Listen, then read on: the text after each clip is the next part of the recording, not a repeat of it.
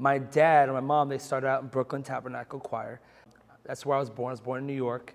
And we moved to Florida. I always was kind of like raised in church. But, both of my parents were always busy in the church. So, like, you don't know how that feels unless, like, you have been there. So, like, every day was something. So I basically, like, lived in church for a good part of my life. Like, I actually had, like, little nooks in the church where I knew I could sleep and get away with it.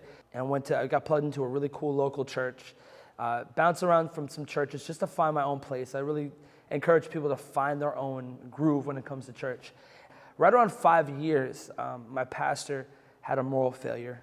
We were not for that. My family was like, listen, if you're going to be our pastor, best thing we can do is be honest with you and just tell you, maybe some marriage counseling would work. So he comes in and like interrupts service and like kicks me and my family out in front of everyone. I was like, I'll never go back to church ever again. And I told God that. I kind of like for some reason, we think that it's important to like scream that at the sky. I was like, I'll never go back to church. And I'm like, if you're directly above me or if you're in that angle, I don't know. And so I just remember saying that, and just a couple years just trying to find my own way. It was tough. And I messed up a lot more. And it just wasn't me. I just wasn't myself anymore. So I had these guys. One of them was Kanata and Juan from Rhema Soul, and a couple other guys that just like loved on me. And they were like my big brothers. And they would always hit me up and talk to me about God. And I never could get or escape a week without having somebody say, hey, listen, you need to get your life right. What are you doing? And they lovingly said that to me all the time. It's cool that I had friends that stuck with me when I didn't want to stick, like I didn't want any part of them or their life. But they did not let me go. They kept loving me. And it was like a genuine relationship. Like, they weren't my friends because we went to the same church. They were my friends because they liked me.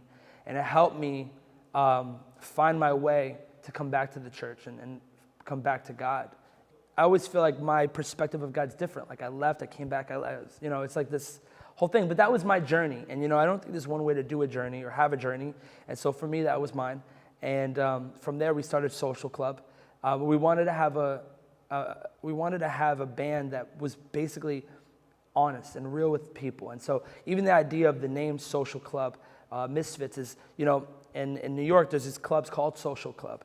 And the guys would get together and they would talk about life. They would at least have honest conversations about anything. It was like a safe zone. That is what real brotherhood is like. And so we wanted to make a place where we could be honest with fans, with our life, and give you a Christian perspective in anything we do. So whether it's relationships or it's talking about just, going to church or coming back, it always just ties them back to God. There's a lot of things I guess it was all meant to be. Like it's almost like the Bible says in Romans 8:28, he takes the good, the bad, he works it all together for the good of those who love him.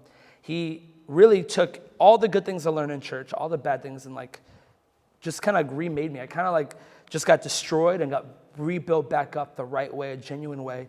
And now, I love the Bible even more. I love God even more. I understand that everyone has a story, and it doesn't look like mine. I grew up in the church and I left it. And so I have a heart for people who are finding their own path with God, because it doesn't look like, it's not a science experiment. It's a journey.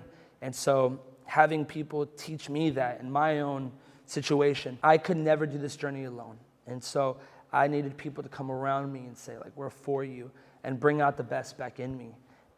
God never left me in my darkest moment. Like at my worst, God was always at his best. God was always for me, and God was always loving me, and God was always pushing me in the right place. And it's like, even though I felt like God was not here, when I look back, you see everything, and it's like, wow, there you were the whole time.